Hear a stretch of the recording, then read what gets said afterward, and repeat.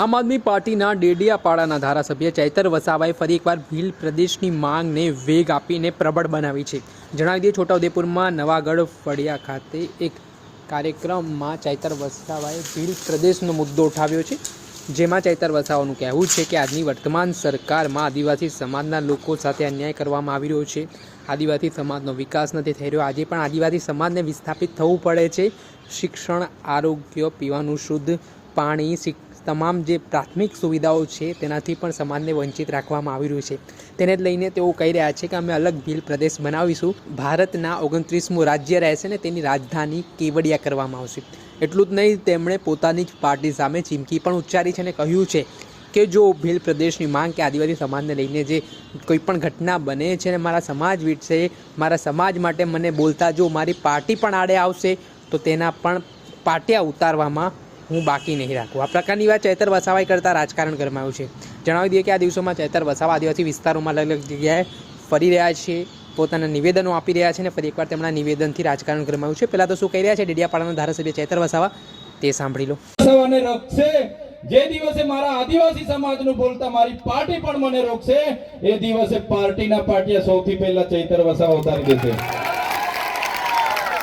પહેલા મારો સમાજ, જેમણે મને ધારાસભ્ય બનાવ્યા છે, જેમણે મને પ્રમાણપત્ર આપ્યું છે, અને પછી પક્ષ પાર્ટી આવશે। આવી રીતના તમામ નેતા જે દિવસે વિચારતા થશે તે દિવસે આપણું સમાજ આગળ આવશે। આજે તમે જોઈ લો, આપણું પ્રતિનિધિત્વ કાં છે, આપણા નેતાઓ કાં છે? અહીંયા ટપાલ આપવા વાળાની ભરતી થાય એટલે બધા ટપાલીઓ બહારથી આવે। અહીંયા તલાટી ક્લાર્કની ભરતી થાય એટલે બધા લોકો બહારથી આવે। અહીંયા ગ્રામ સેવકની, ટીડીઓની, મામલતદારની ભરતી થાય, બધા લોકો બહારથી આવે। અહીંયા એક ભીડગાડની પણ ભરતી થાય છે, એ ભીડગાડો પણ બધા બહારથી આવે। આવે છે કે નથી આવતા? જે લોકો બહારથી ભરતી થઈને આવે છે એ બિચારાને એટલી ખબર નથી રહેતી આ હાથ છે, હેજડો છે, મોવડો છે કે ખાકરો છે, તો પણ એ લોકો લાગી જાય છે। તો શું આપણા છોકરાઓ નહીં લાગે? આપણા છોકરાઓ કાબિલ નથી છે, પણ કેમ નથી લાગતા? કેમ કે બધા જ નેતાગીરીમાં આપણા લોકોનું ઉપજતું નથી। એટલા માટે કેમ છો આપણે બધા એક થઈને આગળ આવવું પડશે, તે દિવસે આદિવાસી સમાજ એક થશે।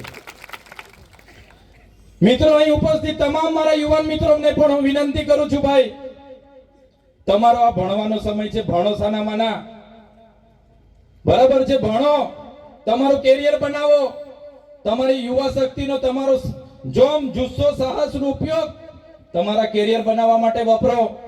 તમારા મમ્મી પપ્પાએ ખેતી મજૂરી કરી કરીને તમને ભણાવે છે। માત્ર હારા આઈફોન ના મોબાઈલ લઈ માંગવાથી,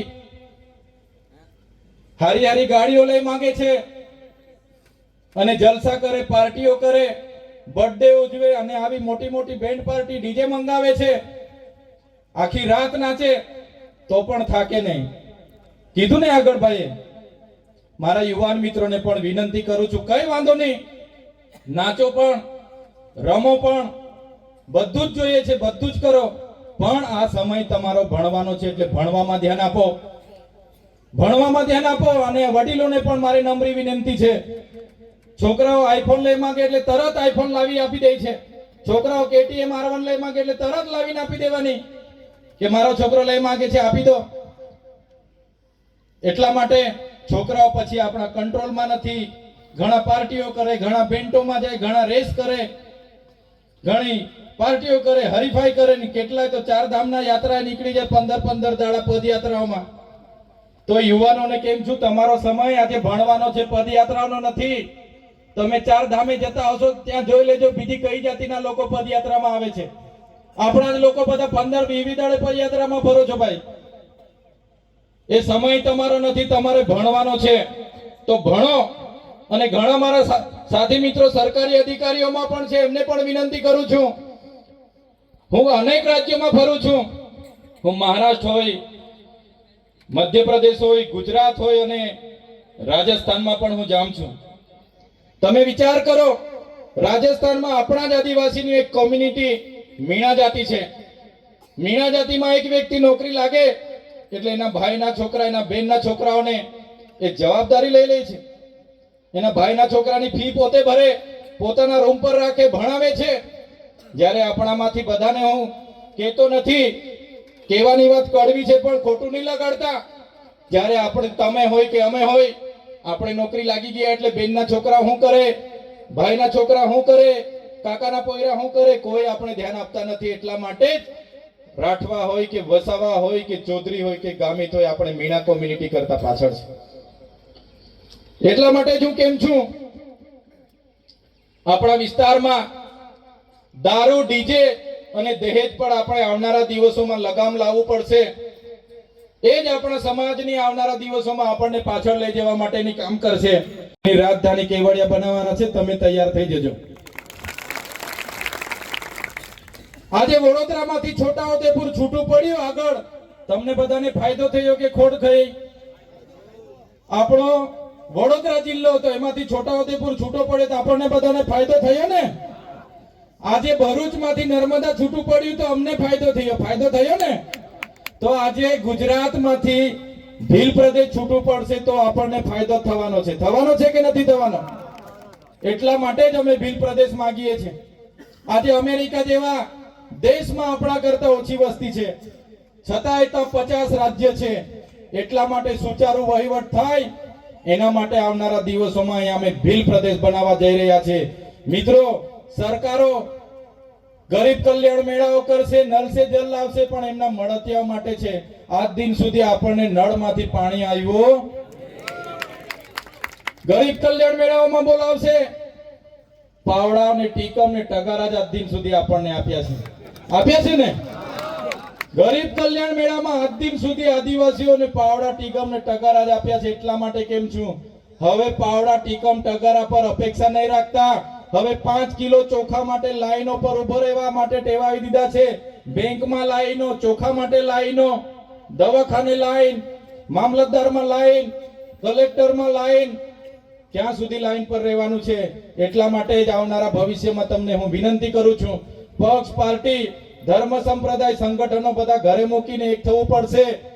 વસાવા, રાઠવા, ગામેઠી, ચૌધરી, ડામોર, બારિયા, અંદર આપણે બધા લડાયા કરીએ છીએ. એ પણ આપણે ભૂલીને આવનારા ભવિષ્યમાં એક થશું તો જ આગળ વધીશું.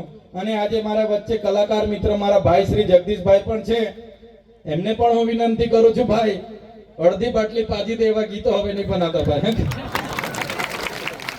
ઘણા કલાકાર મિત્ર અડધી બાટલી પાજી દે એવા પણ ગીતો બનાવ્યા છે. આ અડધી બાટલીમાં તો આપણા બધા જુવાને અડધા થઈ ગયેલા છે. મેં ડેડિયાપાડામાં એક ભાષણ આપ્યું હતું. ત્યાં એક અમારે બહુ બધી પાર્ટીઓ છે, 17 જાતની પાર્ટીઓ છે. કોઈ હતા આમ આદમી પાર્ટીના ડેડિયાપાડાના ધારાસભ્ય ચૈતર વસાવા. તેમનું હાલ આ નિવેદને અનેક પ્રકારની ચર્ચાઓ જગાવી છે, કેમ કે ભીલ પ્રદેશની માંગ છેલ્લા ઘણા સમયથી ચાલી રહી છે, પરંતુ જેવી રીતે ભીલ પ્રદેશની માંગને મિશ્ર પ્રતિસાદ પણ મળતો દેખાય છે, જેમાં કેટલાક આદિવાસી નેતાઓ ભીલ પ્રદેશની માંગનો વિરોધ પણ કરતા જોવા મળે છે. જેમાં ભરૂચ લોકસભાના સાંસદ મનસુખ વસાવા હોય કે પછી ભારતીય જનતા પાર્ટીના ધારાસભ્ય આદિવાસી નરેશ પટેલ હોય કે અવારનવાર પ્રકારના નિવેદનો તો સામે આવતા હોય છે, પણ આ પ્રકારની ઘટનાએ રાજકારણ ગરમાયું છે. ચૈતર વસાવાના જે આરોપો છે તે આરોપોમાં કેટલી સત્યતા છે તો હવે આગામી સમયમાં ખબર પડશે, કેમ કે તેમનું કહેવું છે કે આદિવાસીઓનો વિકાસ નથી થતો, આ સરકાર છે તે ઓરમાયું વર્તન કરે છે, તે પ્રકારના આરોપો ધારાસભ્ય ચૈતર વસાવાના છે. ત્યારે આગામી સમયમાં ભીલ પ્રદેશની માંગ છે તે કેટલી આક્રમક બને છે અને ખરેખર જે ચૈતર વસાવાનું સપનું છે તે પૂર્ણ થાય છે કે કેમ તે જોવું રહ્યું. દર્શક મિત્રો, એન કવરેજ ન્યૂઝને આપ લાઇક કરો, સબસ્ક્રાઇબ કરો અને શેર કરવાનું ભૂલતા નહીં.